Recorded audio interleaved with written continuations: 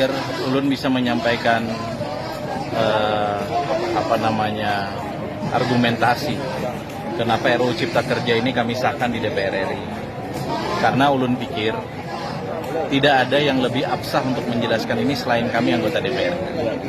Aksi yang dilakukan hari ini itu sebetulnya tertujukan kepada kami anggota DPR. Tapi ulun jujur, ulun sudah nunggu lebih dari 45 menit, masa ini tidak mengizinkan ulun untuk bicara. Jadi dari sisi itikat baik kami sebagai anggota DPR RI, Dapil Kalimantan Selatan, kami sudah melakukan itikat baik itu. Niat baik itu. Tapi adinda-adinda sekalian para mahasiswa ini tidak berkenan memberikan kami kesempatan.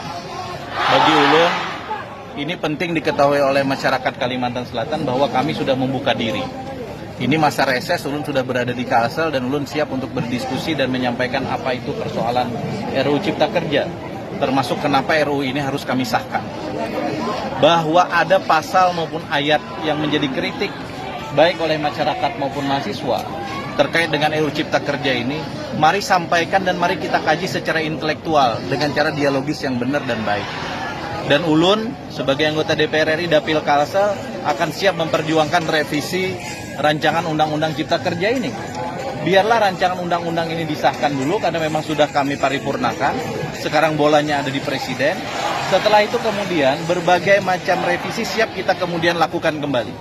Ini DPR membuka diri terkait dengan itu dan merevisi satu undang-undang itu bukan sesuatu yang haram. Sesuatu yang memungkinkan dalam proses legislasi nasional. Tadi juga sudah menyampaikan ke masyarakat, kawan-kawan ini kan untuk mereka.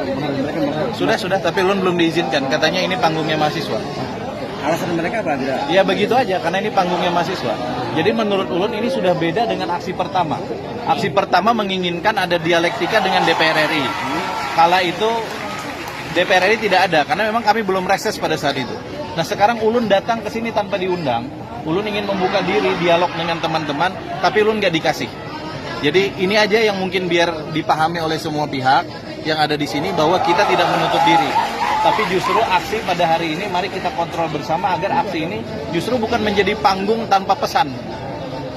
Panggung yang cuman dibikin hanya untuk gagah-gagahan. Nah ini kemudian mencederai persoalan rakyat juga. Dan kira gitu ya.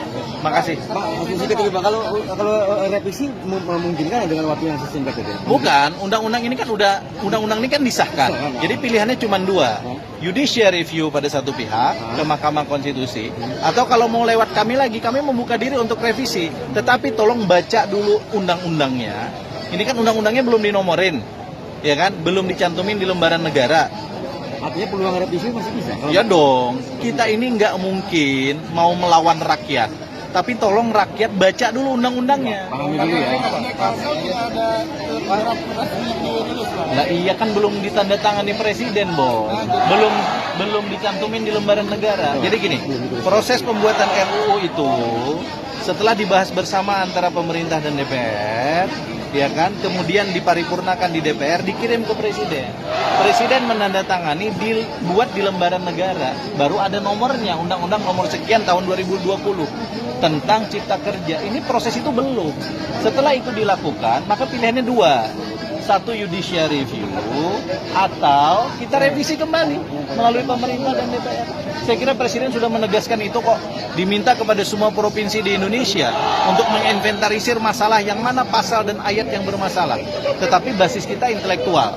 Jangan asal ngomong bahwa RUU ini harus ditolak. Bos, dengan RUU ini, Bos, 79 undang-undang dan 2.000 sekian ayat dan pasal yang membahayakan dan mengganggu investasi itu kita rombak. Dulu nelayan harus ngurus 10 perizinan, sekarang tinggal 1 perizinan. Di Kalimantan Selatan kita mau bikin PLTU saja susah karena investor nggak ada yang mau masuk karena berbelit-belitnya birokrasi. Kita pangkas persoalan itu. Tapi benar nggak kewenangan ada pusat yang baru ini? Oh ya, sentralisasi untuk hal-hal yang memang selama lebih dari 20 tahun ternyata tidak efektif di daerah diambil alih oleh pusat. Contoh pertambangan. Provinsi kabupaten seenaknya mengeluarkan IUP di atas tanah hutan misalnya. Masa yang begini mau kita terusin? Sementara untuk wilayah urusan kehutanan dan pertanahan itu milik pusat. Biar terjadi sinkronisasi, ditarik. Tetapi provinsi kabupaten masih punya kewenangan nggak? Masih. izin prinsip di kabupaten, izin lokasi di kabupaten, izin AMDAL di kabupaten, rekomendasi dari gubernur. Tapi kewenangannya itu sesuai dengan proporsi masing-masing. Jadi saran ulun, mari kita baca RUU-nya baik-baik, kita berdebat berbasis intelektual, dan ulun siap mewakili 11 anggota DPR RI yang lain untuk mari kita berdebat secara intelektual. Begitu Pak, DPR ini meminta salinan RUU, mereka rapat tapi Itu yang excuse. Jadi sebelum dikasih nomor, mestinya nggak usah dikasih. kalau yang draft yang berbagai versi itu gimana Ya itu kan draft di pembahasan balik, berubah-ubah di balik karena sekarang teknologi digital terlalu mudah. Ada kadang anggota balik baru bahas share, dikirim kemana-mana. Nanti bahas lagi besok di share lagi gitu. Jadi itu persoalan menurut ulun, persoalan miss dalam konteks nge-share aja. Tapi bahwa itu sudah fix, sudah, dan sekarang bolanya ada di tangan presiden, presiden tanda tangan dan dikasih nomor. Jadi ada revisi soal tangan presiden? Ya nggak boleh dong, nggak boleh. Tapi kan disebut katanya